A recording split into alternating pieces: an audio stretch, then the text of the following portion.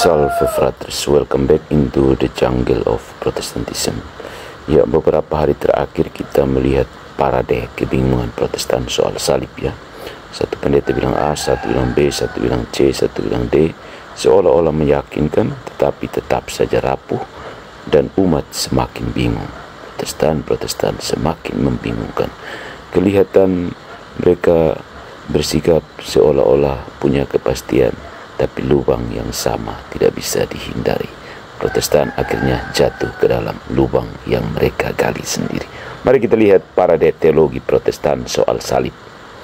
Yang pertama, Episkop Daniel ya, dia bilang Allah cuma rencanakan keselamatan, salib itu proyek iblis yang kemudian dipakai Allah. Jadi Allah di sini seperti penonton kaget. Kok ada salib ya? Ya sudah, sekalian kugunakan. Inilah Allah reaktif, Tuhan yang selalu keduluan langkah salib. Nah, kemudian MYM melawan Daniel.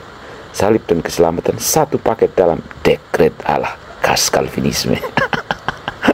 Sebuah detail sudah tertulis. Jadi MYM itu hanya menjalankan dekret Allah untuk membantah ini episkop ya. Terdengar gagah, tapi hasilnya Allah jadi sadis.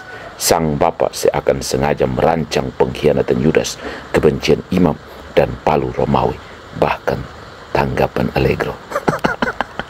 Allah berubah jadi Bapa penuh kasih, dari Bapa penuh kasih menjadi arsitek penderitaan. Keren juga ya bidat-bidat Calvin ini. Kemudian ada Weli Ministry dan Deki. Rupanya mereka lebih rapi tapi sama saja. Mereka bilang salib murni rencana Allah sejak sebelum dunia ada. Iblis dan Yudas 0 kontribusi, termasuk Deki dan Weli 0 kontribusi. Keren di atas kertas, tapi tetap meninggalkan bayangan seram. Allah yang berkenan meremukan anaknya sendiri. Ya, sementara Patrice Allegro dan Gereja Katolik adalah jalan tengah yang lurus.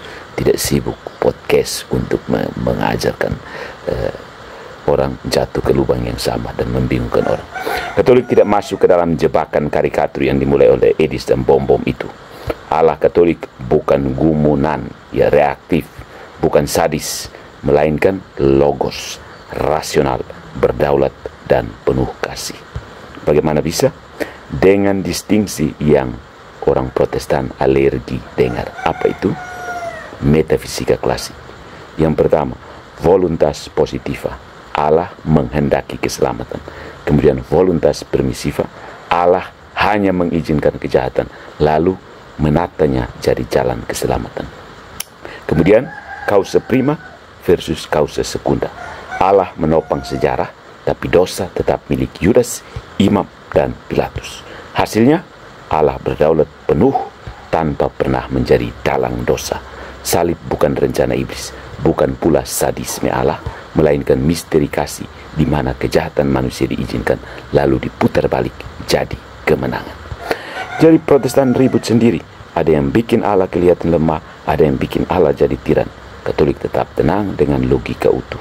Allah yang konsisten, yang berdaulat tanpa jadi jahat, yang penuh kasih tanpa jadi reaktif. Singkatnya, hanya Katolik yang mampu menjaga wajah Allah tetap murni, bukan karikatur buatan Protestan. Kenapa saya bilang ini karikatur buatan Protestan?